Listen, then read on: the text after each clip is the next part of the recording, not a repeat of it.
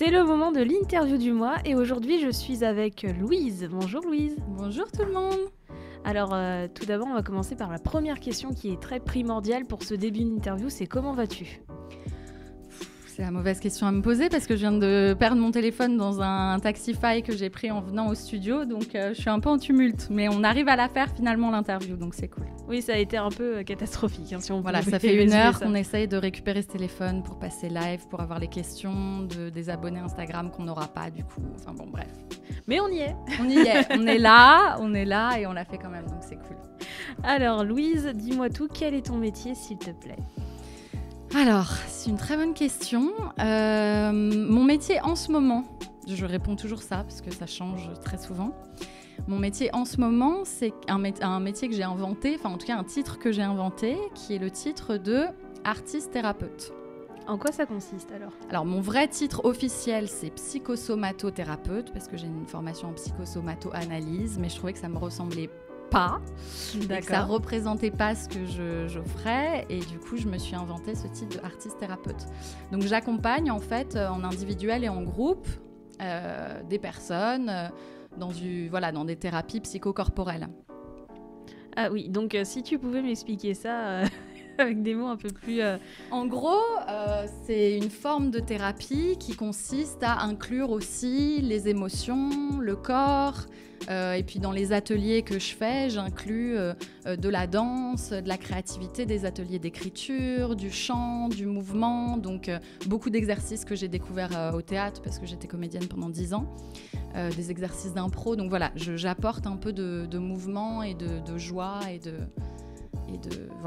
choses créatives dans des ateliers qui sont à la base des ateliers de thérapie de groupe, de développement personnel en fait. D'accord, on verra ça dans quelques minutes, histoire qu'on puisse se mettre en situation pour voir un petit peu qu'est-ce que ça donne. Mais qu'est-ce qui t'a donné envie concrètement de faire ce métier ? Mais c'est une très vieille envie. En général, les gens ils me disent « Ah là là, mais t'as changé de métier » ou « T'as eu un... Voilà, qu'est-ce qui t'a fait changer ?» Mais moi, j'étais chez le psy à 14 ans. Je savais que je voulais devenir psy depuis que j'avais 14 ans. Et j'ai commencé une vraie thérapie à 20 ans, et donc les groupes.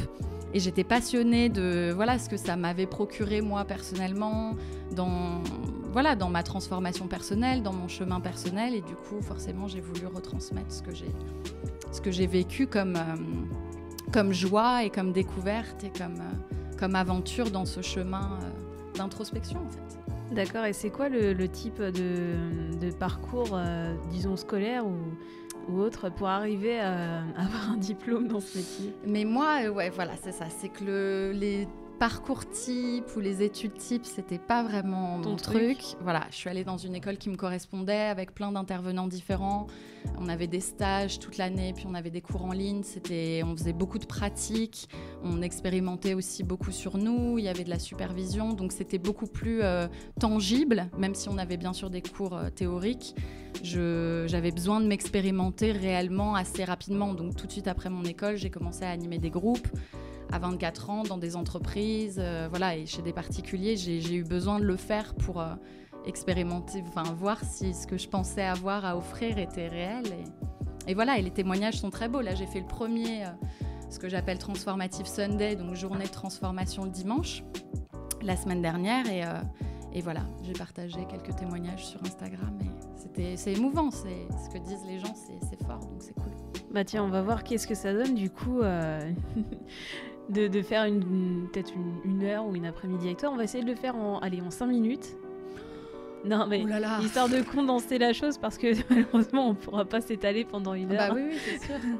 Mais par exemple, quand on arrive dans ton cours, qu'est-ce qui se passe ? Comment tu diriges les choses ? Alors déjà, c'est pas un cours. Après chaque Transformative Sunday, donc un dimanche par mois, j'invite un nouvel intervenant parce que du coup, j'ai monté en fait une espèce de collectif de praticiens, un collectif de thérapeutes avec lesquels je travaille à Paris et en Corse. Et chaque mois, j'invite un nouveau praticien, un nouveau thérapeute à venir co-animer avec moi cette journée de transformation pour justement mélanger nos approches. Donc là, par exemple, le 17 mars, ça va être avec un thérapeute énergéticien, donc qui va apporter l'approche énergétique pour qu'on ait vraiment une journée globale. En fait, moi, ce que j'ai vu dans mon parcours pendant 10 ans, c'est que tout était hyper segmenté et que soit j'allais dans une retraite méditative, soit j'allais dans un truc de jeûne, soit j'allais faire un week-end thérapie, soit j'allais dans un cours de danse. Et je me suis dit, mais on est un seul et même humain. Pourquoi on ne peut pas, dans une seule et même journée, retrouver toutes ces approches-là? Donc je me suis dit, moi, évidemment, je ne sais pas tout faire. Donc il faut que j'invite des gens à compléter ma pratique pour qu'on puisse faire des journées complètes. Et du coup, lui, évidemment, il va apporter un peu d'énergétique. Ce sera une journée sur la mission d'âme, qui est une méthode qu'il a créée pour justement découvrir et accomplir sa mission d'âme, qui est un peu... Enfin, tu vois, toi qui parles de métier, c'est exactement... Enfin, c'est pas forcément lié au professionnel, mais quand même...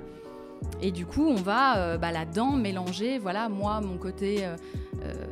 donc, il y a, par exemple, des cercles de parole, des planches plus analytiques, mais des planches aussi plus corporelles, avec du mouvement, de la danse.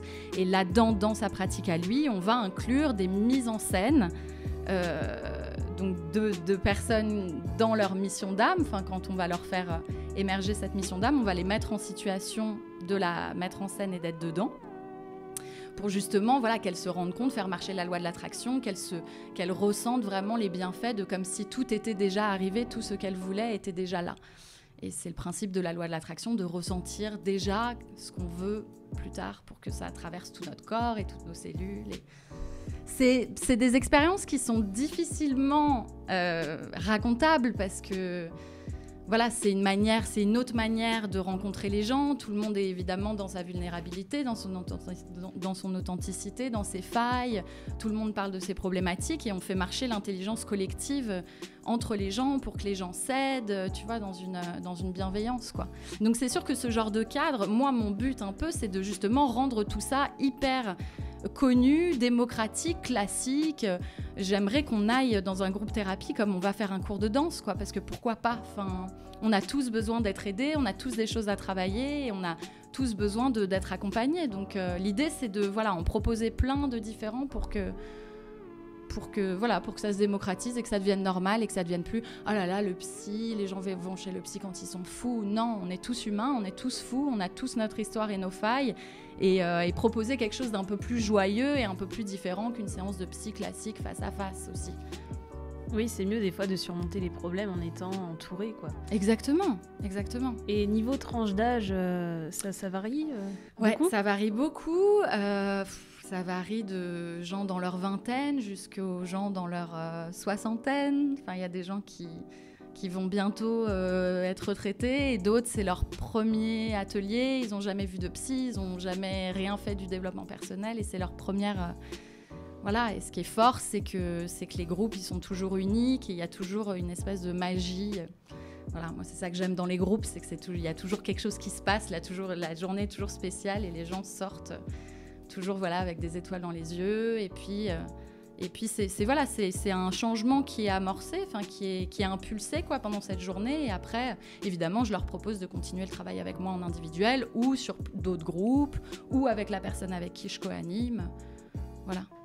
Et donc les avantages et les inconvénients de ce métier, par contre, tu dirais que c'est quoi ?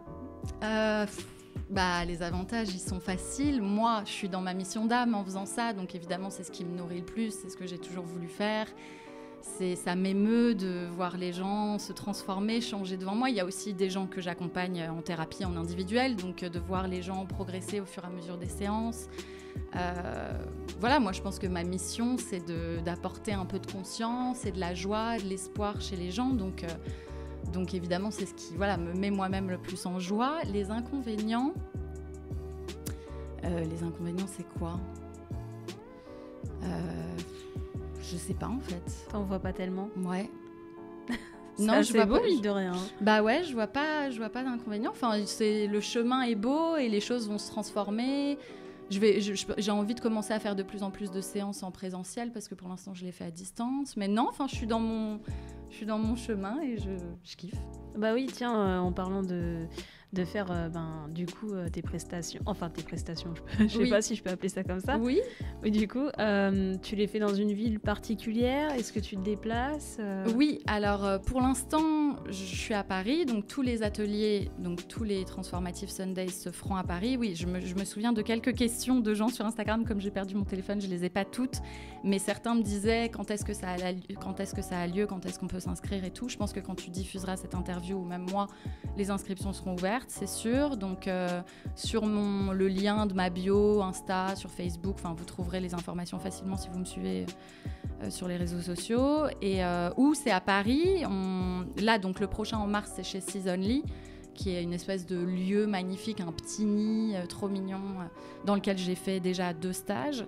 Et pour les prochains, ça dépend, parce qu'il va y avoir des stages vraiment plus de danse corporelle, où du coup on va aller au studio de l'Olivier, qui sont les studios de danse, là où ils répètent Danse avec les stars.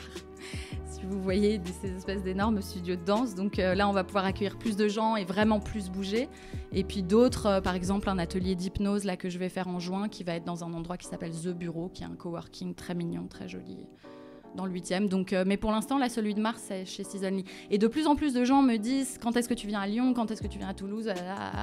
Et donc, au lieu de dire non, maintenant, je dis si vous pouvez me l'organiser et si vous trouvez un lieu et un groupe, moi, je descends. Voilà, avant, je disais non, j'avais pas envie de m'éparpiller, mais maintenant, je laisse ça ouvert. Donc, oui, je pense que je vais me balader chaque chose en son temps. Oui, puis je pense que ce sera que bénéfique de se déplacer un petit peu partout. Ouais. Bien sûr. Donc de ton métier, est-ce qu'on en vit bien plutôt? Est-ce que tu arrives à joindre les deux bouts, comme on peut dire? Oui, j'en vis bien parce que j'ai aussi mon métier de comédienne à côté. Et donc oui, j'en vis bien, même si c'est un début d'activité. Finalement, je suis toujours passée de l'un à l'autre. J'ai toujours eu des périodes où je tournais plus, où j'étais sur scène. J'ai passé quand même 3 ans au Canada, où j'ai fait du théâtre toutes les semaines là-bas. Donc j'étais beaucoup plus focus là-dessus. Maintenant, je suis rentrée en France. Du coup, maintenant, mon activité, c'est ça. Donc je jongle toujours entre les deux, donc oui, ça va. Bon, est-ce que tu aurais par hasard un conseil pour nos auditeurs qui souhaiteraient faire la même chose que toi?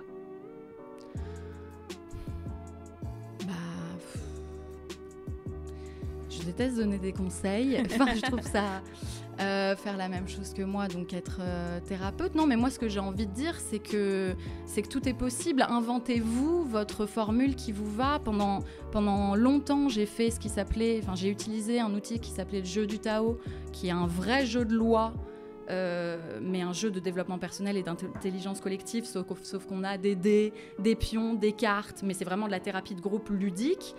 Parce que j'avais peur de créer mes propres outils et créer mes propres journées, quoi.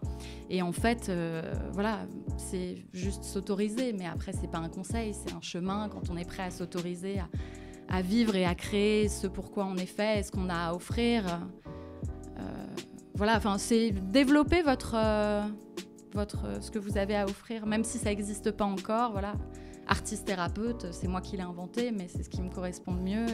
Et mes journées, elles ressemblent qu'à moi parce que je pioche dans tout ce que j'ai vu et dans tout ce que j'ai fait pendant 10 ans, à aller chiner dans tous les stages de développement personnel et tout. J'ai fait, je transmets en tout cas les outils et les exercices qui, moi, m'ont transformée et que j'ai préféré faire personnellement.